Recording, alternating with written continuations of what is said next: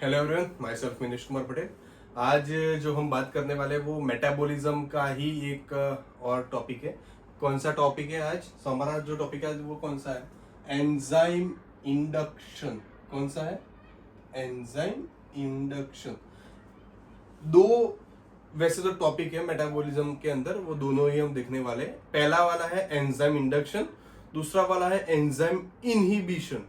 Induction का meaning क्या होगा? एंजाइम इंडक्शन का मीनिंग कि एंजाइम का प्रोडक्शन बढ़ जाना, increase the production of the enzyme. वो क्या हुआ? इंडक्शन हुआ। डन? आया समझ? इंडक्शन का मीनिंग क्या हुआ? Increase the production. किसका बढ़ रहा है? एंजाइम का बढ़ रहा है। डन? चलिए चलिए स्टार्ट करते हैं इंट्रोडक्शन। तो क्या होगा इंट्रोडक्शन?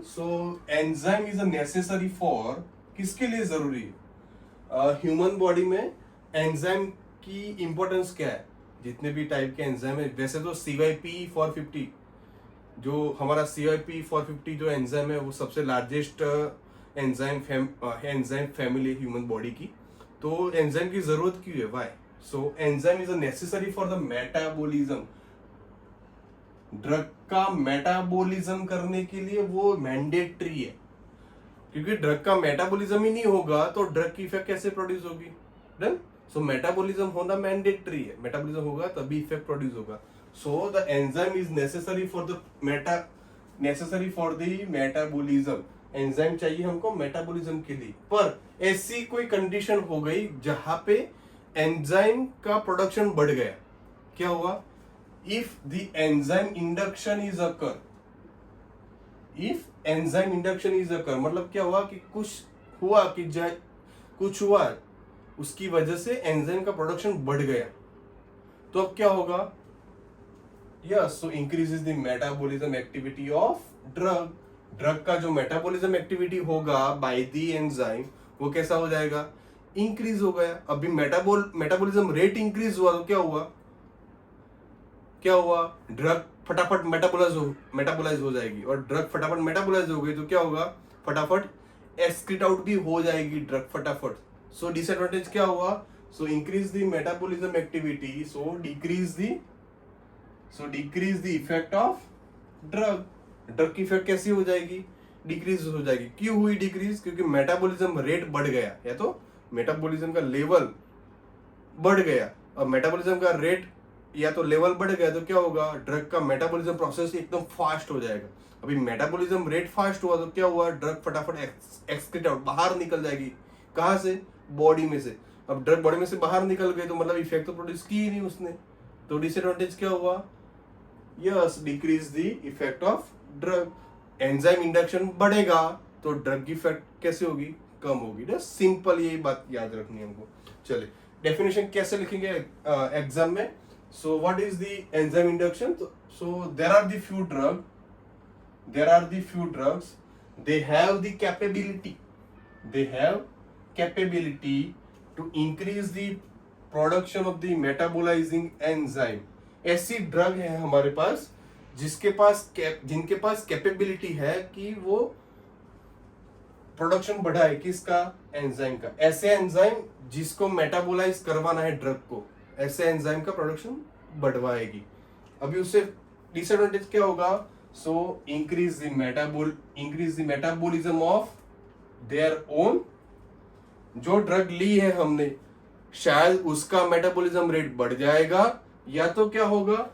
या तो वो दूसरी ड्रग और अदर ड्रग, या तो उसके साथ कॉम्बिनेशन में कोई अगर आपने ड्रग ली है तो उसका मेटाबॉलिज्म रेट क्या करेगी? वो ड्रग बढ़ा देगी। आया समझ? चलिए सिंपल देखते हैं कि एंजाइम इंडक्शन का मीनिंग क्या हुआ कि there are the few drugs, ऐसी ड्रग्स है हमारे पास, दे हैव द कैपेबिलिटी, उनके पास ऐसी एक ताकत है जिससे वो क्या करती है ड्रग? एंजाइम का मेटाबॉलिज्म या तो एंजाइम का प्रोडक्शन बढ़ाती है। अभी एंजाइम का प्रोडक्शन बढ़ा तो डिसएडवांटेज क्या होगा? यस, मेटाबॉलिज्म रेट बढ़ जाएगा। किसका बढ़ेगा? जो अगर सिंगल ड्रग ली हमने तो वो ड्रग का मेटाबॉलिज्म रेट बढ़ जाएगा, या तो उसके साथ अगर हमने कोई कॉम्बिनेशन ड्रग अगर ली है तो उसका मेटाबॉलिज्म रेट दूसरी ड्रग क्या करेगी? बढ़ा देगी। Done? Decrease the effect of drug, drug की इफेक्ट वो कम हो जाएगी। तो ये हो गई डेफिनेशन। चले ना, कंफ्यूज मत होइए, हम एग्जांपल के तौर पे समझते हैं तो वो ज्यादा आपको समझ में आएगा कि क्या है एक्चुअल में एंजाइम इंडक्शन, उससे एकदम क्लियर हो जाएगा कि क्या है। चल, तो एग्जांपल में हम लेते हैं लोसार्टन, लेते हैं ड्रग लोसार्टन, और उसके साथ कॉम्बिनेशन में हम लेते हैं फेनिटोइन। लोसार्टन क्या है? तो losartan is angiotensin 2 receptor blocker है, वो एंजियोटेंसिन 2 रिसेप्टर को ब्लॉक कर देती है ड्रग। और फेनिटोइन क्या है? तो phenytoin is anti epileptic drug, वो सीजर्स में यूज होती है। सो मान लीजिए कि हम ये कॉम्बिनेशन हम लेते हैं कुछ डिजीज की वजह से। कौन सा कॉम्बिनेशन लिया हमने? Losartan plus phenytoin. अभी लोसार्टन क्या है? लोसार्टन कौन से एंजाइम के साथ कॉम्प्लेक्स बना के वो मेटाबोलाइज होती है? So losartan metabolized by the CYP3A4 substrate. कौन मेटाबोलाइज करता है लोसार्टन ड्रग को? तो एंजाइम का नाम क्या है? CYP3A4 substrate. ये जो एंजाइम है वो लोसार्टन को मेटाबोलाइज करती है। और फेनिटोइन क्या है? कौन सा एंजाइम मेटाबोलाइज करता है? तो CYP3A4 इंड्यूसर। कौन सी ड्रग है ये? इंड्यूसर। एग्जाम्पल में समझ में आ रहा है? देखो एंजाइम सेम है, CYP3A4, खाली ने खाली क्या फर्क है? एक सबस्ट्रेट है, दूसरा क्या है? इंड्यूसर है। आया समझ? चलिए, अभी सबस्ट्रेट का मीनिंग क्या होगा? तो ऐसी ड्रग, सबस्ट्रेट का मीनिंग क्या हुआ कि ऐसी ड्रग जिसको पर्टिकुलर एंजाइम के साथ मेटाबोलाइज होना है और इफेक्ट प्रोड्यूस करनी है। आ रहा है समझ? सबस्ट्रेट का मीनिंग क्या होगा कि drug that metabolised by the specific enzyme. Losartan को CYP3A4 के साथ मेटाबोलाइज होना है, इसलिए वो क्या है? सबस्ट्रेट है। आया समझ? सबस्ट्रेट का मीनिंग फिर से, सबस्ट्रेट का मीनिंग क्या होगा कि ऐसी ड्रग जिसको मेटाबोलाइज होना है और इफेक्ट प्रोड्यूस करनी है, वो क्या हुआ? सबस्ट्रेट हुआ। सबस्ट्रेट का मीनिंग क्या हुआ? ऐसी ड्रग जिसको मेटाबोलाइज होना है और इफेक्ट प्रोड्यूस करनी है, वो क्या हुआ? सबस्ट्रेट। उससे उल्टा इंड्यूसर। इंड्यूसर का मीनिंग क्या हुआ? इंड्यूसर का मीनिंग क्या होगा? Increase the activity of the enzyme. वो ड्रग क्या करेगी? सेम एंजाइम, देखिए एंजाइम कैसा है दोनों का? सेम एंजाइम है। सो वो जो एंजाइम है जिससे मेटाबोलाइज होना है उसको, वो एंजाइम का प्रोडक्शन क्या करेगी? ड्रग बढ़ा देगी। क्या करेगा इंड्यूसर एंजाइम स्पेसिफिक या तो सेम एंजाइम का प्रोडक्शन बढ़ाएगी। प्रोडक्शन एंजाइम का बढ़ा तो क्या हुआ? मेटाबॉलिज्म रेट बढ़ गया। मेटाबॉलिज्म रेट बढ़ गया तो क्या हुआ? ड्रग की इफेक्ट कम हो गई। आए समझ? इंड्यूसर का इंड्यूसर क्या करता है? ड्रग की इफेक्ट को कम करता है या तो दबा देता है, इफेक्ट को प्रोड्यूस करने देता नहीं है। जबकि सबस्ट्रेट जो है वो क्या है? तो सबस्ट्रेट वाली ड्रग की इफेक्ट हमको चाहिए।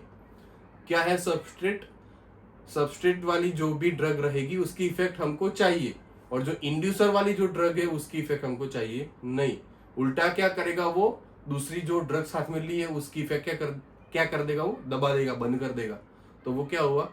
इंड्यूसर हुआ। आया समझ? सिंपल, ठीक है। चलो, अगर हम लोसार्टन और फेनिटोइन अगर कॉम्बिनेशन हम लेते हैं, if the person taking this such combination, क्या होगा?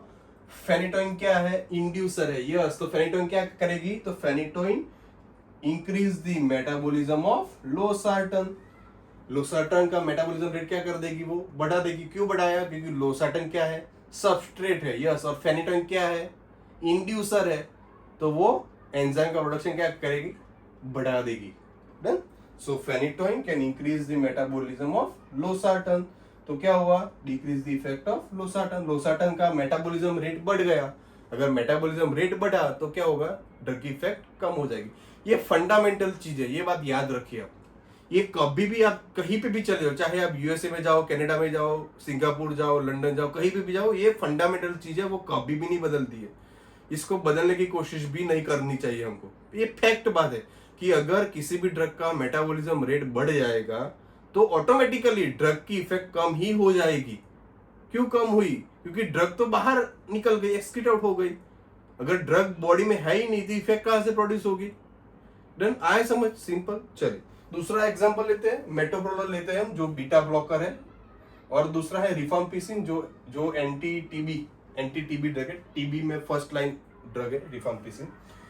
तो चलिए मेटोप्रोलोल क्या है? तो metoprolol is a CYP2D6 substrate. क्या है?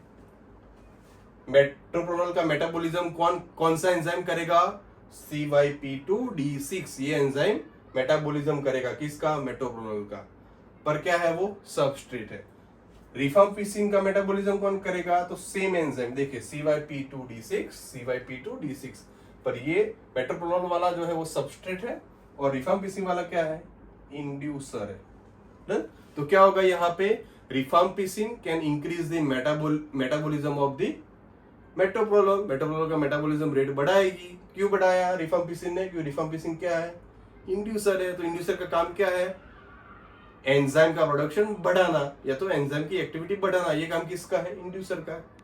तो मेटाबॉलिज्म रेट बढ़ गया तो decrease the effect of metoprolol. Simple, आया समझ? चलिए दूसरा जो हमको याद रखना है एंजाइम इंडक्शन में, वो है कि एंजाइम इंडक्शन, कितना इंडक्शन रेट बढ़ जाएगा। मान लीजिए कि हमने मेटोप्रोलोल प्लस रिफाम्पिसिन लिया, तो रिफाम्पिसिन ने मेटाबॉलिज्म रेट बढ़ाया। किसका? रिफाम्पिसिन ने मेटाबॉलिज्म रेट बढ़ाया। किसका? मेटोप्रोलोल का। अब कहां तक बढ़ सकता है? एक होगा ना मैक्सिमम इफेक्ट कि यहां तक एंजाइम एक्टिविटी बढ़ जाएगी मेटोप्रोलोल की, फिर बाद में वो रुक जाएगा। तो कब तक? So the enzyme induction increase the metabolism rate by the 2 to 4 fold. क्या हुआ? Enzyme induction can increase the metabolism rate by 2 to 4 fold. 2 to 4 fold का मतलब क्या हुआ कि जब भी एंजाइम इंडक्शन स्टार्ट होगा तो कंपैरेटिव ड्रग जो होगी उसका मेटाबॉलिज्म रेट बढ़ाएगी, आइदर 2 times और 2 times से लेके 4 times तक उसका मेटाबॉलिज्म रेट बढ़ जाएगा। आए समझ? अगर रिफाम्पिसिन और मेटोप्रोलोल हम लेते हैं तो रिफाम्पिसिन क्या करेगी? रिफाम्पिसिन मेटोप्रोलोल का metabolism rate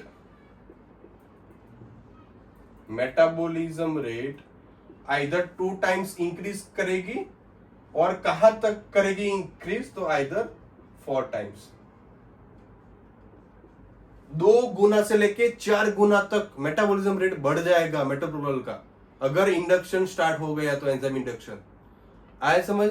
because of the enzyme induction metoprolol can increases the metabolism rate by 2 to 4 fold. 2 times और 4 times मेटाबॉलिज्म रेट बढ़ जाएगा। डन? सो ये बहुत ही डिसएडवांटेज है इस चीज का, नहीं होना चाहिए ये चीज। तो ये हमको ड्रग इंटरेक्शन में काम आता है कि ड्रग इंटरेक्शन ना हो ये चीज। डन? आया समझ? चल दूसरा कि कितना टाइम लेगा। ऐसा है कि मान लीजिए कि हमने मेटोप्रोलोल और रिफाम्पिसिन का कॉम्बिनेशन लिया, तो जैसे ही लिया तुरंत ही इंडक्शन स्टार्ट हो जाएगा और मेटोप्रोलोल का मेटाबॉलिज्म रेट बढ़ जाएगा। ऐसा होगा? नहीं होगा ऐसा, है ना? They take a some time. Enzyme induction जो है वो एंजाइम की एक्टिविटी बढ़ाने के लिए थोड़ा टाइम लेता है, तब वो बढ़ता है। तो कितना टाइम लेता है? सो the total duration of enzyme induction, total duration for induction, they take for to 14 days, 4 दिन में स्टार्ट हो जाएगा और 14 डेज तक एंजाइम इंडक्शन की एक्टिविटी रहेगी बॉडी के अंदर। आया समझ? कब स्टार्ट होगा इंडक्शन? अगर मान लीजिए कि मैंने मेटोप्रोलोल प्लस रिफाम्पिसिन का कॉम्बिनेशन लिया, तो मेटोप्रोलोल का मेटाबॉलिज्म रेट कब बढ़ना स्टार्ट हो जाएगा? लेने के 4 दिन के बाद। आज मैंने कॉम्बिनेशन अगर लिया मेटोप्रोलोल का और रिफाम्पिसिन का, तो आज कुछ नहीं होगा। दूसरे दिन वापस से मैंने मेटोप्रोलोल पर रिफाम्पिसिन का लिया तो भी कुछ नहीं होगा। ऐसे करके अगर चौथा दिन आया तो फिर चौथे दिन से इंडक्शन जो है वो एंजाइम का वो स्टार्ट हो जाएगा। So enzyme induction will be occur they take the 4 to 14 days। 4 दिन में स्टार्ट होगा और 14 डेज तक एंजाइम इंडक्शन रहेगा बॉडी के अंदर। अगर मान लीजिए कि आपने 10 दिन तक ये कॉम्बिनेशन लिया तो ऐसा नहीं है कि बाद में इंडक्शन बंद हो जाएगा, नहीं, वो और 4 दिन तक चलेगा, क्योंकि उसका जो पीक जो है वो मैक्सिमम डेज कितने डेज तक रहेगा, 14 डेज तक रहेगा ना। So the total duration for the induction take the 4 to 14 days, 4 से 14 डेज लेगा इंडक्शन को स्टार्ट करने के लिए। For the peak effect of induction, for the peak effect, कौन सी पीक, यस 2 to 4 फोल्ड जो है, अगर 4 times मोर इंडक्शन प्रोसेस अगर करवाना है तो वो they take the 14 days, then जो मेटाबॉलिज्म रेट होगा ड्रग का वो 4 times इंक्रीज हो जाएगा। So for peak effect of induction and it will maintained that inducer is given. क्या हुआ, फिर से देखिए, कंफ्यूज मत होइए, कुछ भी लाइन बाय लाइन आप अगर देखें तो वो ऑटोमेटिकली समझ में आएगा। हमने क्या देखा, सबसे पहले डेफिनेशन देखा कि ये एंजाइम इंडक्शन है क्या, डन। दूसरा क्या देखा हमने, एग्जांपल देखा कि अगर एक सबस्ट्रेट लेते हैं ड्रग और दूसरी लेते हैं हम कौन सी इंड्यूसर, यस, डन। अगर हम एक सबस्ट्रेट लेते हैं और दूसरा इंड्यूसर लेते हैं तो क्या होगा कि जो सबस्ट्रेट वाली ड्रग है वो क्या है, एक्चुअल में इसकी इफेक्ट हमको चाहिए, इंड्यूसर वाली कौन सी, सबस्ट्रेट वाली है, सबस्ट्रेट वाली जो ड्रग है उसकी इफेक्ट हमको चाहिए, पर हमने क्या किया है, साथ में इंड्यूसर वाली ड्रग भी ले ली है। तो इंड्यूसर क्या करेगी, इंड्यूसर सबस्ट्रेट वाली जो ड्रग है उसका मेटाबॉलिज्म रेट बढ़ा देगी, और मेटाबॉलिज्म रेट बढ़ गया तो ड्रग की इफेक्ट कैसे हो गई, कम हो गई। चलिए, so the total duration for the induction take the 4 to 14 days, 4 से 14 दिन लेगा इंडक्शन। क्यों लेगा 4 to 14 डेज, क्या होगा 4 से 14 डेज के अंदर, तो for peak effect of induction की पीक इफेक्ट जनरेट करने के लिए ये 4 से 14 दिन लेगा, कौन, एंजाइम इंडक्शन। एंड क्या होगा, and it will maintained that till inducer is given. Done. तो क्या हुआ ये कि इंडक्शन की जो पीक इफेक्ट है, induction peak effect will continue as long as inducer is given. जब तक आप इंड्यूसर देते जाओगे तब तक जो इंडक्शन का पीक इफेक्ट है वो मेंटेन रहेगा। आ रहा है समझ? आप जैसे जैसे ये कॉम्बिनेशन लेते जाओगे ना, जैसे लेते जाओगे तो क्या होगा, इंडक्शन इफेक्ट बढ़ती ही जाएगी और मेटाबोलिज्म की इफेक्ट कम होती जाएगी धीरे, और एक टाइम आएगा जब मेटाबोलिज्म इफेक्ट ही नहीं प्रोड्यूस करेगी, बिल्कुल लिया निकल गई, कोई काम की नहीं रहेगी ड्रग। डन। सो जब तक हम इंड्यूसर देते रहेंगे तब तक मेटाबॉलिज्म रेट ड्रग का कैसा होता जाएगा, बढ़ता ही जाएगा। अगर हम इंड्यूसर बंद कर देते हैं तब भी वो 4 to 14 डेज तक इफेक्ट अपनी देती रहेगी ड्रग, बाद में फिर वो क्लियर आउट हो जाएगी। ये सब काम का क्या है, मतलब क्यों पढ़ रहा है ये सब, इससे होगा क्या फायदा? तो इससे फायदा ये होगा कि ड्रग इंटरेक्शन अगर हो रहा है ड्रग का तो उससे हम बच जाएंगे। मान लीजिए कि हम कुछ जानते ही नहीं है और वैसे ही खुद से ही, मतलब डॉक्टर की कोई गलती हो गई प्रिस्क्रिप्शन में, और डॉक्टर ने एक सबस्ट्रेट लिख दिया और एक इंड्यूसर लिख दिया और हमने साथ में ले भी लिए, तो क्या होगा? हाँ, यस। सो 4 to 14 डेज के अंदर इंडक्शन स्टार्ट हो जाएगा, तो ड्रग की इफेक्ट क्या हो जाएगी, यस, टोटली बंद हो जाएगी धीरे, और आपका जो डिजीज जो कोई भी होगा वो कैसा होता जाएगा, yes, disease can be increase, worsen होता जाएगा। आ रहा है समझ? तो यहाँ पे ये सब चीज काम में आती है कि ध्यान रखना है हमको कि हम सबस्ट्रेट ही ले, इंड्यूसर नहीं ले। डन। चल, दूसरा ये डिसएडवांटेज हुआ। अब ये थोड़ा पॉजिटिव थिंकिंग में देखते हैं हम ये चीज कि ऐसा भी हो सकता है ना कि अगर कोई ऐसी कोई कंडीशन हुई है जहां पे एंजाइम का प्रोडक्शन बढ़ गया है, वो बहुत ही ओवर हो गया है, तब क्या होगा, तब क्या करेंगे हम? Yes, so we give the enzyme inhibition drug, ऐसी ड्रग जो एंजाइम को इनहिबिट कर दे, बंद कर दे उसका प्रोडक्शन ही। ये यहाँ पे क्या हो रहा था, प्रोडक्शन बढ़ रहा था।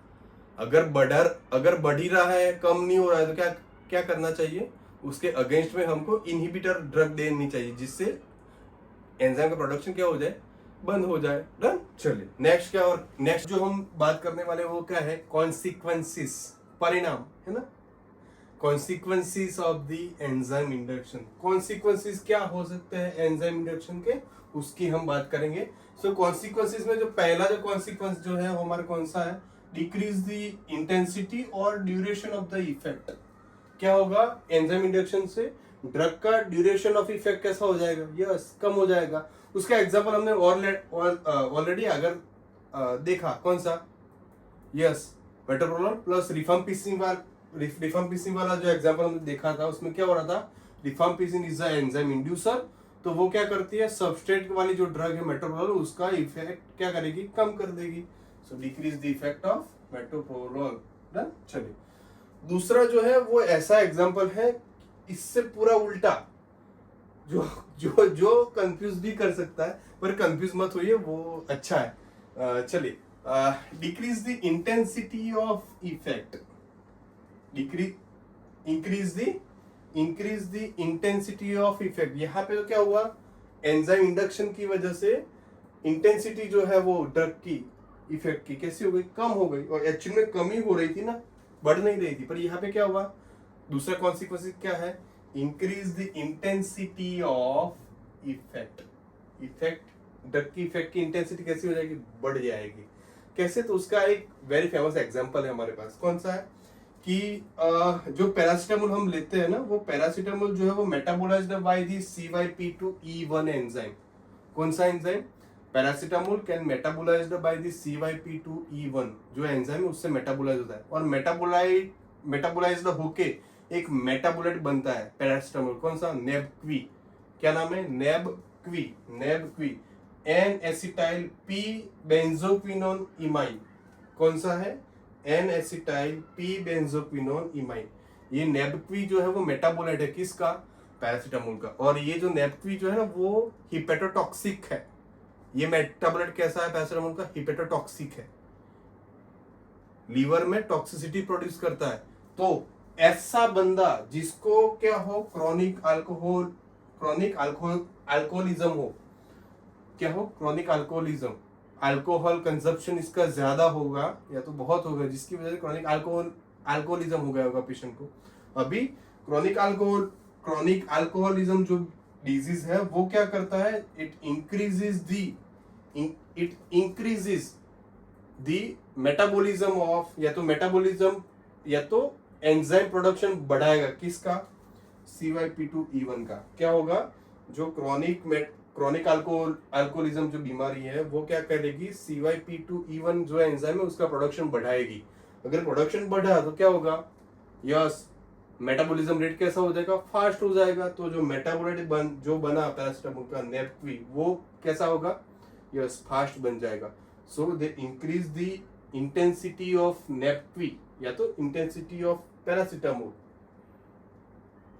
आया समझ, यहाँ पे इंटेंसिटी किसकी बढ़ी, पैरासीटामोल की बढ़ी, जिसकी वजह से नेबक्वी बना। और नेबक्वी क्या है, हेपेटोटॉक्सिक मेटाबोलाइट है।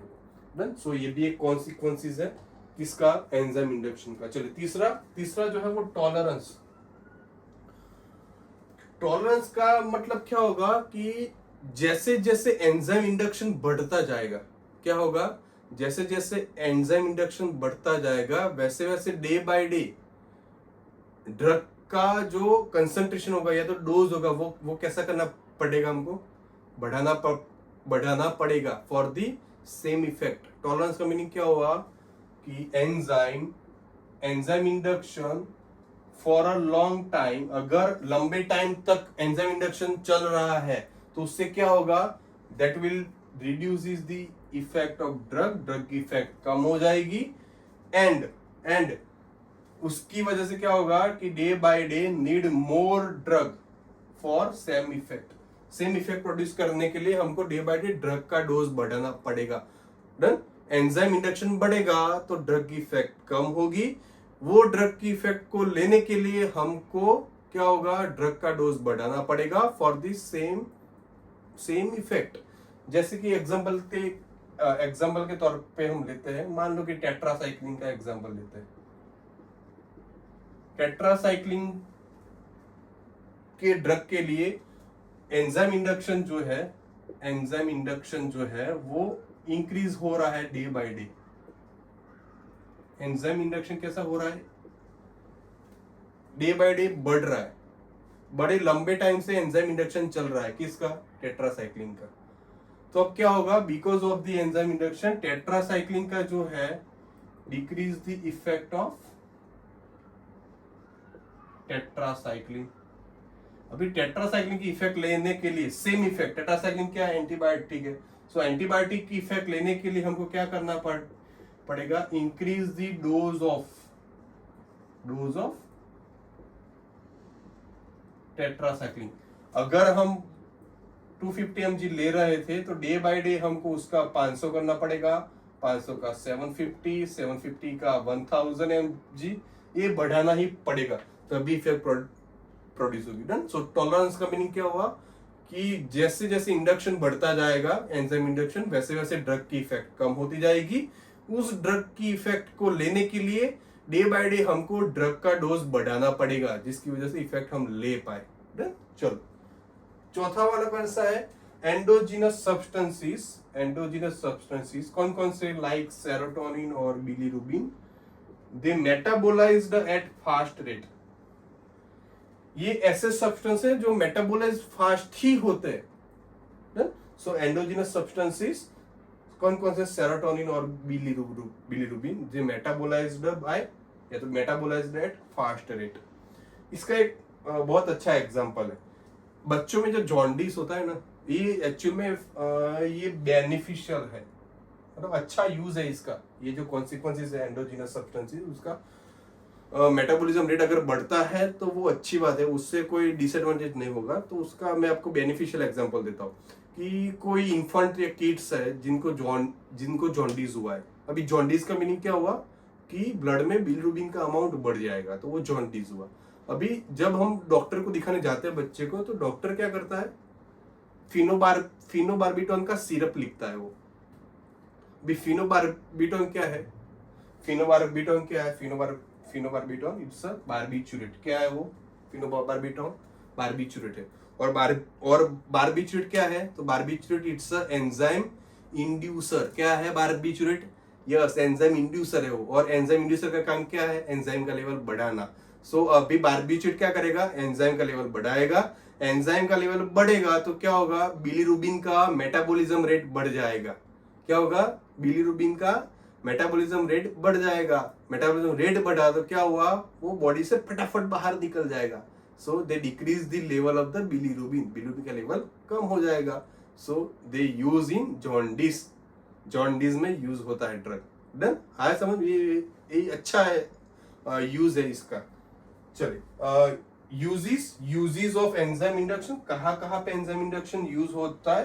तो पहला एग्जांपल जो यहाँ पे देखा हमने जॉन्डिस, वही रहेगा नॉन हीमोलाइटिक जॉन्डिस, जो बच्चों में होता है। बच्चों में एंजाइम इंडक्शन जो है वो अच्छी तरह से काम करता है, यूज होता है वो। देन कसिंग सिंड्रोम, कौन सा है दूसरा, कसिंग सिंड्रोम। कसिंग सिंड्रोम का क्या होगा कि कसिंग सिंड्रोम में ग्लूकोकॉर्टिकॉइड जो स्टीरॉइड है उसका लेवल बढ़ जाएगा।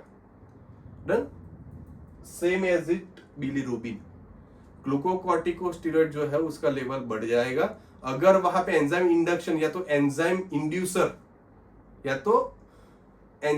वाली कोई ड्रग दे तो क्या होगा, वो एंजाइम का लेवल बढ़ाएगी। एंजाइम का लेवल बढ़ेगा तो जो स्टीरॉइड है वो फटाफट बॉडी से बाहर निकल जाएगा। So patient will relieve from the causing syndrome से वो रिलीव हो जाएगा। चलिए तीसरा जो यूज है वो कौन सा है, क्रॉनिक पॉइजनिंग। लंबे टाइम से कोई पॉइजनिंग चल रहा है तो वहां पे अगर हम इंड्यूसर ड्रग देते हैं तो वो एंजाइम का प्रोडक्शन बढ़ाएगी और एंजाइम का प्रोडक्शन बढ़ेगा तो एक्सक्रीशन रेट कैसा हो जाएगा, फास्ट हो जाएगा, तो ड्रग बाहर निकल जाएगी फटाफट। चलिए दूसरा है लीवर डिजीज। लीवर डिजीज में ये खास यूज होता है एंजाइम इंडक्शन। कैसे, तो ऐसे एंजाइम जो लीवर ने प्रोडक्शन करना बंद कर दिया, ऐसे एंजाइम जहां पे लीवर ने प्रोडक्शन एंजाइम का बंद कर दिया, तो अब क्या होगा, अगर एंजाइम इंड्यूसर हम देते हैं ड्रग उसके सामने, तो क्या होगा, यस लीवर कैन प्रोड्यूस या तो increase the production of enzyme, enzyme का प्रोडक्शन बढ़ाएगी जिससे फायदा होगा पेशेंट को। Done. So thank you, this is the whole about the enzyme induction. Thank you for watching the video.